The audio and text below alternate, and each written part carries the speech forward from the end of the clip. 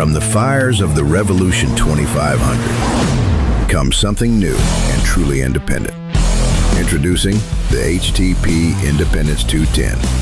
AC and DC TIG, stick, pure power, and a portable machine. You don't punch a clock. You don't ask permission. You build it your way. This is your Declaration of Independence. Your garage, your grind. HTP America. Let freedom weld. Too lazy to set up the MIG just yet. Switching drive roll and wire spool and the gas tank over. I'm gonna try something else here first. AC/DC mix, standard, square wave. And I'm gonna go with those same settings. I'm gonna put 30% of DC in that arc. So this is an all aluminum motorcycle trailer. It can haul up to 2 motorcycles. And that tailgate here you see laying on there, that needed a little bit help. So this video shows you how I ended up tackling this in real life. Here's this all aluminum gate of an all aluminum trailer. And it has seen some better days here. This is all a little bit loose. The rivets are a little bit loose. Everything is moving. So, and then apparently a guy drove this from Indianapolis to Milwaukee. I'll figure out how many miles it is. I'm going to put this on the screen. With the gate down. Since aluminum didn't make any sparks, he didn't notice that right away in his rearview mirror. So we need to dress this up a little bit and make this functional again. And we're gonna do a little bit TIG welding and maybe a little bit MIG welding on it. 100% argon gas. And today the power is supplied courtesy of Tesla. So let's see. We're starting here with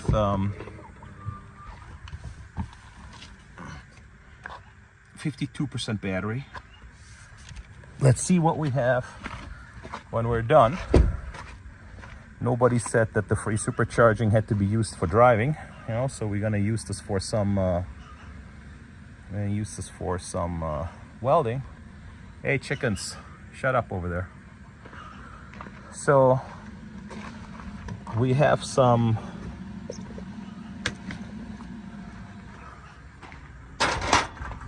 rock mount Neptune aluminum MIG wire.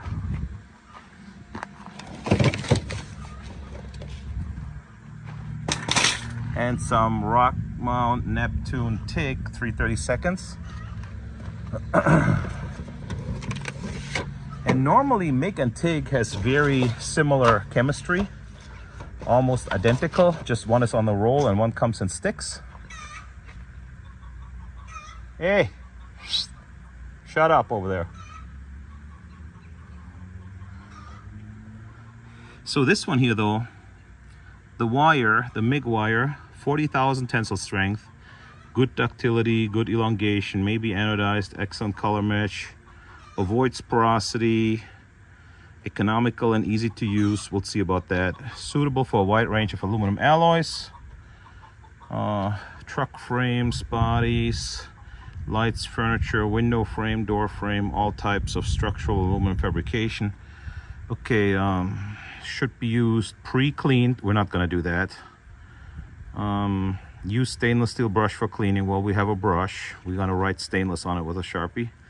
Preheat, we don't need to do this. We're under 1/4 inch. And we're not going to use anti-spatter spray. So we have this in a 5-pound roll, which is an 8-inch roll, 0.35 diameter.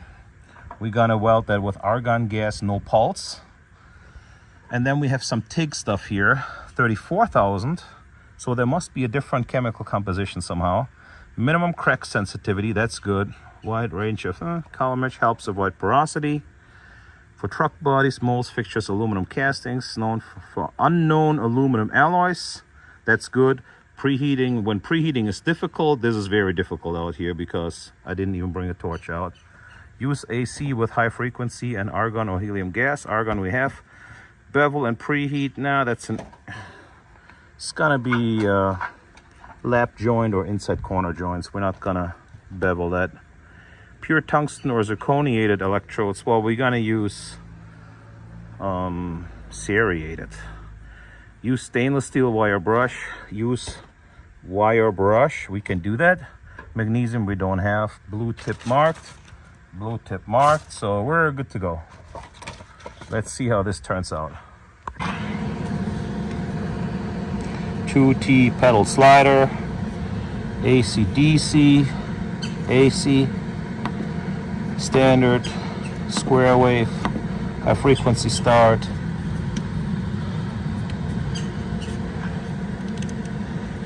That's a little bit dirty. 70% electrode negative. And 40 hertz. There you go. Let's go with that.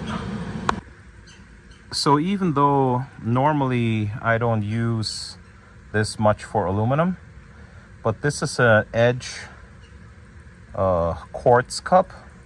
You see GL8Q.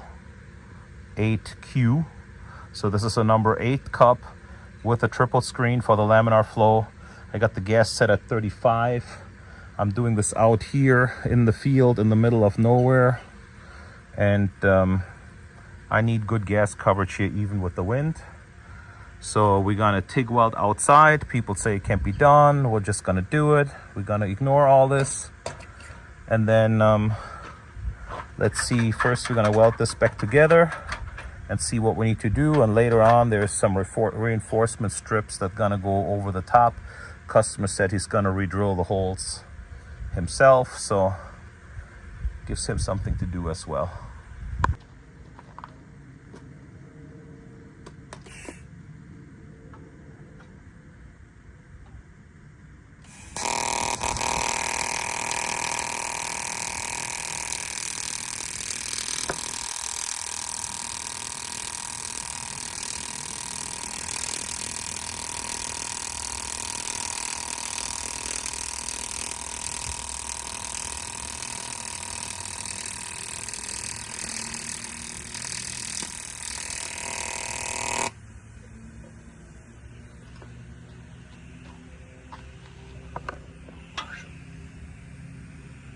I mean, I would say for not cleaning anything in the wind, you see how there was some arc starting issues?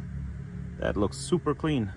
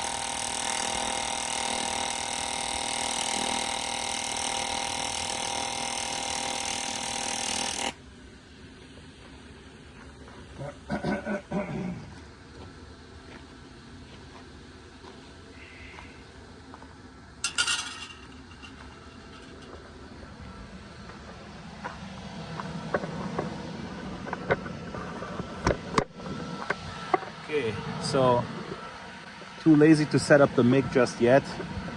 Switching drive roll and wire spool and the gas tank over. I'm gonna try something else here first. AC/DC mix, standard, square wave. And I'm gonna go with those same settings. I'm gonna put 30% of DC in that arc. So that should give me a good boost of power without having to do helium and without having to switch to the MIG welder.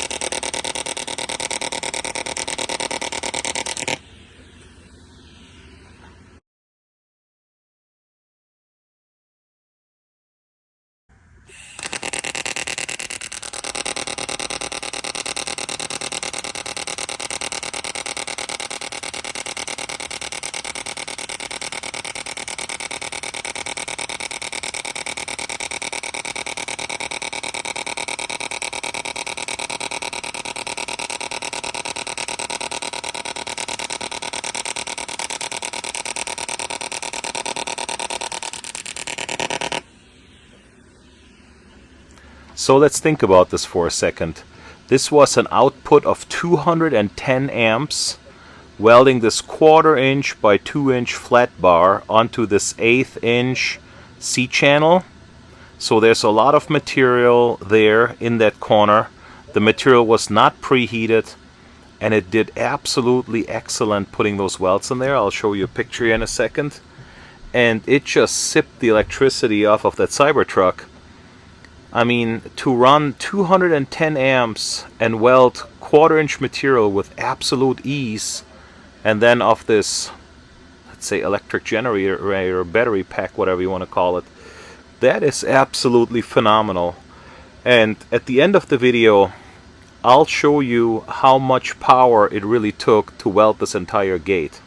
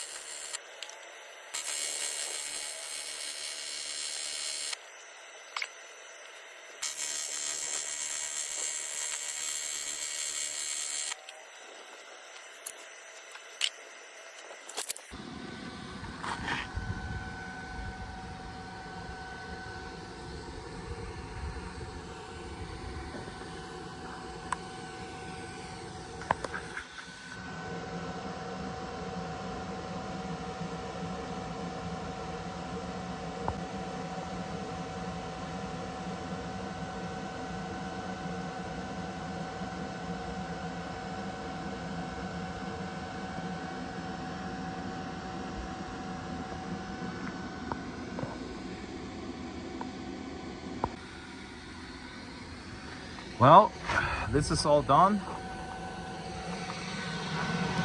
210 amp max output.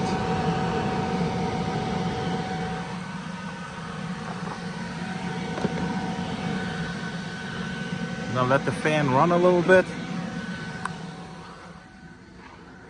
Never hit duty cycle.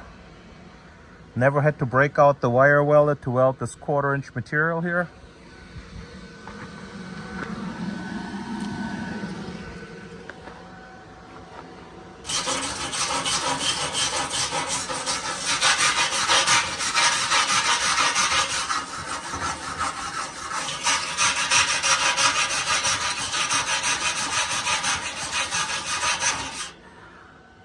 That peppering comes right off.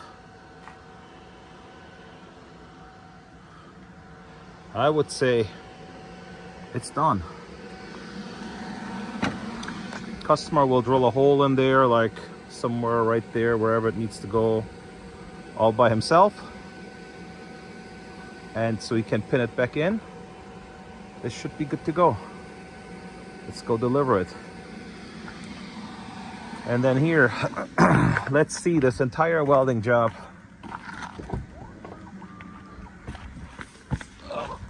Let's see how much battery this took. 1%. And I want to say, if the customer watches, this was a 3-hour job. For all you other guys, it was about an hour's worth with the welding. And yeah, it only took 4% of the battery. So you can actually do quite a few welding jobs before you really run yourself out of battery. No big engine drive to listen to, no 150-foot extension cord to roll up. I mean, what a nice deal, what a nice concept.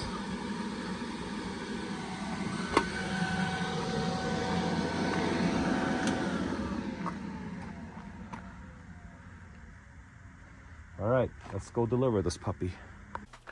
So 1%, or even if it's 2%, at 2% battery of a 123 kilowatt hour battery, that would be 1.2 times 2, 2.4 kilowatt hours.